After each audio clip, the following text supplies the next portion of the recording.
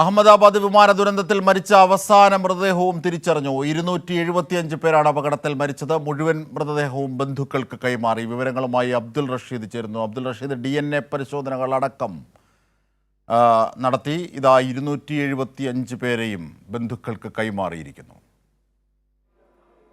അജിംഷാദ്, തീർച്ചയായും ജൂൺ 12-ാം തീയതിയാണ് അഹമ്മദാബാദിലെ വിമാന അപകടമുണ്ടായത്. ഈ വിമാന അപകടത്തിൽ 275 പേരാണ് മരണപ്പെട്ടതെന്നൊരു ഔദ്യോഗിക കണക്കാണ് സംസ്ഥാന സർക്കാർ പുറത്തുവിട്ടുള്ളത്. ഇപ്പോൾ 275 പേരുടെയും മൃതദേഹങ്ങൾ DNA പരിശോധനയിലൂടെ തിരിച്ചറിയുകയും ഈ മൃതദേഹങ്ങളൊക്കെ തന്നെയും കുടുംബാംഗങ്ങൾക്ക് കൈമാറുകയും ചെയ്തിട്ടുണ്ട് എന്നുള്ള കാര്യമാണ് ഇപ്പോൾ സിവിൽ ആശുപത്രി അധികൃതർ വ്യക്തമാക്കുകയും ചെയ്തിട്ടുള്ളത്. നേരത്തെ തന്നെ നിരവധിയായിട്ടുള്ള DNA പരിശോധനകൾ നടക്കുകയും പിന്നീട് ആ മൃതദേഹങ്ങളൊക്കെ തന്നെയും അവരുടെ കുടുംബാംഗങ്ങൾക്ക് കൈമാറുകയും ചെയ്തിരുന്നു. എന്നാൽ ചില മൃതദേഹങ്ങൾ DNA പരിശോധനയ്ക്ക് വിധേയമാക്കിയപ്പോൾ ചില പ്രശ്നങ്ങൾ നേരിടുകയും രണ്ടാമത് DNA പരിശോധന നടത്തേണ്ട സാഹചര്യം ഉണ്ടാവുകയായിരുന്നു.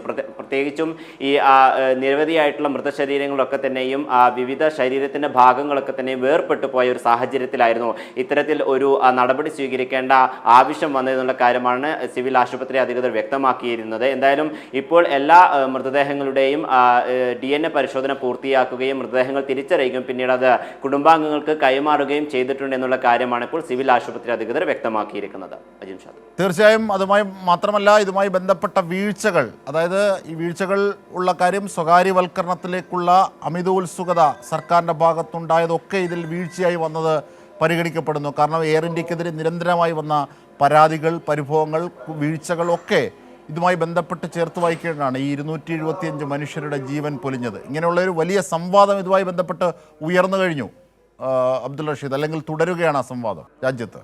അജിംഷാദ്, തീർച്ചയായും ഈ അഹമ്മദാബാദിലുണ്ടായിട്ടുള്ള വിമാന അപകടത്തിന് പിന്നാലെ എയർ ഇന്ത്യ വിമാന കമ്പനിയും അതോടൊപ്പം ഈ സർവീസുകളുമായി ബന്ധപ്പെട്ട രൂക്ഷമായിട്ടുള്ള ഈ നിയമലംഘനങ്ങൾ അടക്കമാണ് DGCAയും അതോടൊപ്പം AAIBയും കണ്ടെത്തിയിരുന്നത്. പ്രധാനമായും ഈ വിമാന കമ്പനികളിൽ ഉണ്ടാകുന്ന അല്ലെങ്കിൽ വിമാന സർവീസുകളിൽ ഉണ്ടായിട്ടുള്ള ഈ സർവീസുകൾ ബന്ധപ്പെട്ട, അതായത് വിമാനങ്ങളുടെ ഈ യന്ത്രങ്ങളിലും അതോടൊപ്പം മറ്റു ഉപകരണങ്ങളിലും ഉണ്ടായിട്ടുള്ള ക്രമക്കേടുകളുമായി ബന്ധപ്പെട്ട വലിയ വീഴ്ചകൾ നേരത്തെ DGCAയും അതോടൊപ്പം AAIBയും കണ്ടെത്തുകയും പിന്നീട് മുതിർന്ന ഉദ്യോഗസ്ഥർക്കെതിരെ നടപടിയെടുക്കുന്ന സാഹചര്യം ഉണ്ടാവുകയും ചെയ്തിരുന്നു. അതിന് പിന്നാലെ വലിയ വിവാദങ്ങൾ ഇതിനെതിരെ ഉയർന്ന സാഹചര്യം കൂടി ഉണ്ടായി. പ്രത്യേകിച്ചും ഇത്തരത്തിൽ ഈ അത്യാവശ്യ ഘട്ടങ്ങളിൽ ഉപയോഗിക്കേണ്ട ഉപകരണങ്ങളിൽ പോലും വലിയ വീഴ്ച വരുത്തിക്കൊണ്ടായിരുന്നു എയർ ഇന്ത്യയുടെ നിരവധിയായിട്ടുള്ള സർവീസുകൾ നടന്നുകൊണ്ടിരിക്കുന്നത്. അന്താരാഷ്ട്രവും അതോടൊപ്പം ആഭ്യന്തരവുമായിട്ടുള്ള സർവീസുകളൊക്കെ തന്നെയും ഇത്തരത്തിൽ നടത്തിയിട്ടുമായി ബന്ധപ്പെട്ട വലിയ വിമർശനം ഉയർന്ന സാഹചര്യം കൂടി ഉണ്ടായി. അതോടൊപ്പം ഇത്തരത്തിൽ ഈ ജീവനക്കാരെ ഷെഡ്യൂൾ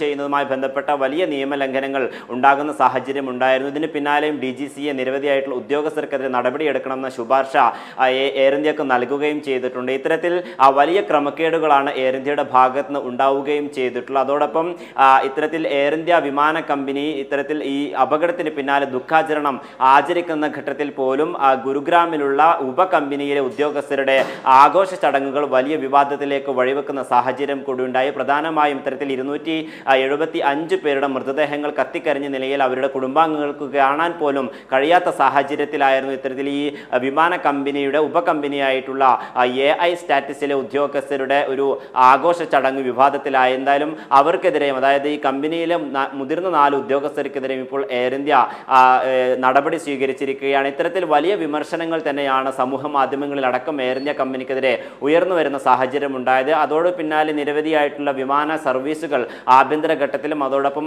ഈ അന്താരാഷ്ട്ര ഘട്ടത്തിലുമുള്ള സർവീസുകളൊക്കെ തന്നെ നിർത്തിവെക്കുന്ന സാഹചര്യത്തിലേക്ക് എയർ ഇന്ത്യ കടക്കുകയും ചെയ്തിട്ടുണ്ട്. എന്തായാലും ഈ സ്വകാര്യവൽക്കരണം അടക്കം നടന്നെങ്കിൽ പോലും ഗുരുതരമായിട്ടുള്ള പിഴവുകളാണ് എയർ ഇന്ത്യയുടെ ഭാഗത്ത് നിന്ന് ഉണ്ടായിട്ടുള്ള കാര്യമാണ് DGCAയും അതോടൊപ്പം AAIBയും കണ്ടെത്തിയിട്ടുള്ളത്. അജിംഷാദ്, ശരി. അബ്ദുൾ റഷീദാണ് സമഗ്രമായ വിവരങ്ങൾ നൽകുന്നത്.